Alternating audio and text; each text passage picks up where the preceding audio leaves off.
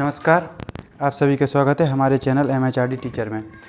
इस वीडियो में हम बात करेंगे यूपी की सुपरटेट वैकेंसी है उसके आने की संभावना बहुत ही बढ़ गई है और बहुत ही जल्द हमको नई वैकेंसी देखने के लिए मिलेगी। जो 68,000 पुरानी भर्ती हुई थी 68,500 एक करीब 2016 के आसपास निकली थी, 2016-17 के आसपास।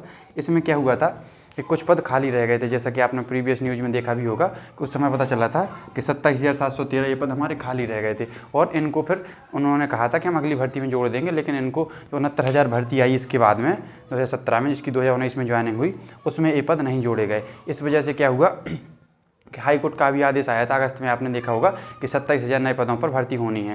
तो 27,000 नए पदों पर भर्ती होनी है, तो इसको लेकर सुप्रीम कोर्ट में पहले हाई कोर्ट में याचिका दायर की गई कि इसमें केवल पुराने अभ्यर्थियों को ही मौका दिया जाए। लेकिन फिर वहीं बात करें कि नए अभ्यर्थियों ने में याचिका दायर की कि नहीं, हमको भी मौका मिलना चाहिए। तो सुप्रीम कोर्ट का आज फैसला आ गया है, शाम तक उसकी ऑर्डर की कॉपी आ जाएगी, जिसमें लिखा है, जिसमें उन्होंने साफ साफ कह दिया है कि इस प्रकार की याचिका कोई दायर नहीं की जाएगी। जो हाई कोर्ट का फैसला है कि इसमें पुराने और नए दोनों अभ्यर्थी इसमें फॉर्म भर पाएंगे। ठीक है, तो इसमें अब हमारे नए अभ्यर्थी हैं जो अभी 2017 के बाद से बैठे हैं, कोई वैकेंसी नहीं है, तो उनके लिए एक सुनहरा अवसर है। उनके लिए 27,713 पद पर एक नई वैकेंसी आने वाली है। हो सकता है सरकार इसमें कुछ अपना बढ़ चढ़ का हिस्सा योगदान दिखाए और इसमें नई कोई भर्ती ऐड कर दे, तो हमारे पास एक बड़ी भर्ती देखने के लिए हमारे सामने मिल सकती है। जैसे कहा भी गया है, एक बार उन्होंने पहले ही बताया था कि हमारे पास 17,000 पद खाली हैं।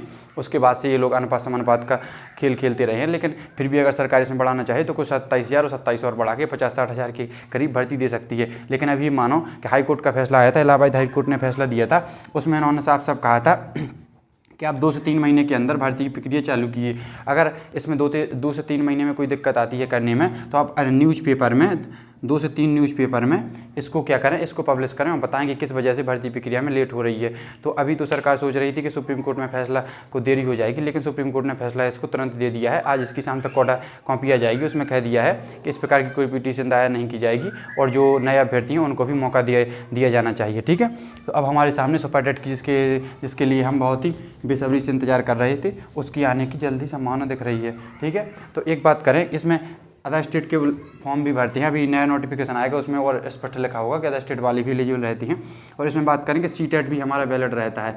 इसमें अगर हम UP टेट जो होता है वो तो वैलिड रहता ही रहता है, और इसमें CTET भी वैलिड रहता है। ये दोनों हमारे क्या हैं, वैलिड रहते हैं। तो जो CTET का भी पेपर होने वाला है, उसमें जो क्वालिफाई कर जाएंगे लड़के, वो भी इसमें बैठ पाएंगे। ठीक है, वहीं बात करेंगे सुपरटेट का जो पुराना सिलेबस होता था उस पर थोड़ी नज़र डाल लेंगे। अभी तो देखो क्या है कि हो सकता है कि इसका सिलेबस बदल दिया जाए, क्योंकि पुराना जो पेपर हुआ था वो हुआ था, उसमें हमको रिटर्न मतलब आंसर लिखनी होती है। जैसे अगर उसमें पूछा गया भारत की राजधानी क्या है, तो नई दिल्ली उसमें हमें लिखना होता था इस प्रकार से कि नई दिल्ली भारत की राजधानी है, और उसमें टिक नहीं। जो 69,000 भर्ती हुई उसमें जो हमारे पेपर होते हैं कंप्यूटर बेस्ड टेस्ट या ऑफलाइन पेपर भी होते हैं, उसमें हमको केवल गोला भरना होता है। लेकिन ये जो पेपर हुआ था, भर्ती हुई थी 68,500, उसमें क्या हुआ था कि हमको आंसर इस प्रकार से लिखने होते हैं जैसे हम 10-12 की कॉपी में लिखते हैं। तो सिलेबस हो सकता है कि कुछ बदल दिया जाए, उसकी संभावना ज़्यादा लग रही है। तो जो पुराना सिलेबस था उसके बारे में हम थोड़ी बात कर लेते हैं कि देखो, इसमें CDP आती थी जिसको बाल विकास कहते हैं, उसमें नई शिक्षण नीतियाँ भी आती हैं पूरी, मतलब बाल विकास मान के चलो तो पूरी लगभग 30 नंबर की आती थी। ठीक है,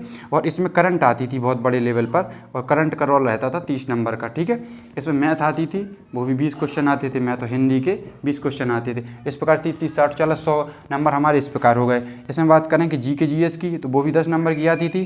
साइंस भी हमारी आती थी 10 नंबर की। इंग्लिश आती थी हमारी 10 नंबर की। ठीक है, और संस्कृत 30 जी हो गए, और संस्कृत आती थी हमारी 10 नंबर की।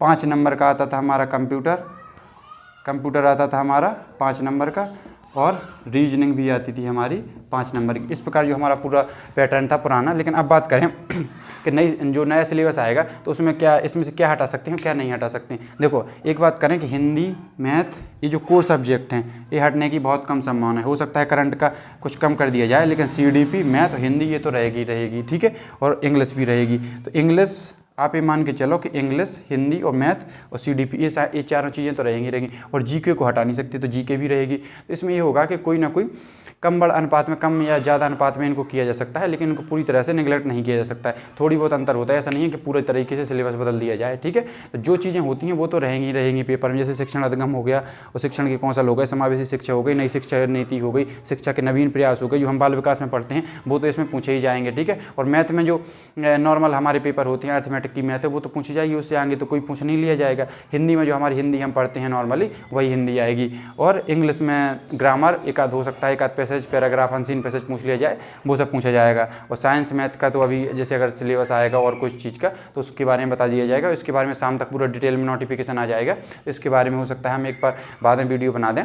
और वहीं बात करेंगे बाल विकास की, तो बाल विकास हम अपने चैनल MHRD टीचर पर पढ़ा रहे हैं। कोई चाहे तो प्लेलिस्ट देख सकता है, अगर कोई सीटेट की तैयारी कर रहा है तो वो भी देख सकता है। तो हमारे सामने एक नई वैकेंसी आ गई है, आपको समझ में आ गया होगा। देखो जो 68,500 भर्ती आई थी उसमें क्या हुआ था कि पूरे पद भर नहीं पाए थे। क्यों नहीं भर पाए थे? उसमें कुछ ऐसा चल रहा था कि हमको 40% पर, 40 से 45% पर सिलेक्शन हुए थे, ठीक है। तो ये रेशियो रखा गया था। इसमें पूरे नहीं भर रहे थे तो लड़के मांग कर रहे थे कि इस मेरिट को नीचे किया जाए, लेकिन उस मेरिट को नीचे नहीं किया गया। तो उस वजह से क्या हुआ कि जब पद खाली रह गए उनको कभी जोड़ा ही नहीं गया, तो हमारे सामने भर्ती निकल के आ गई है। अब लेकिन एक तो ये हो सकता है क्योंकि विवादों से घिरी हुई भर्ती है, अगर इस पर पेपर भी हो जाता है तो विवादों से जरूर घिरी रहेगी, आगे भी भर्ती घिरी रहेगी।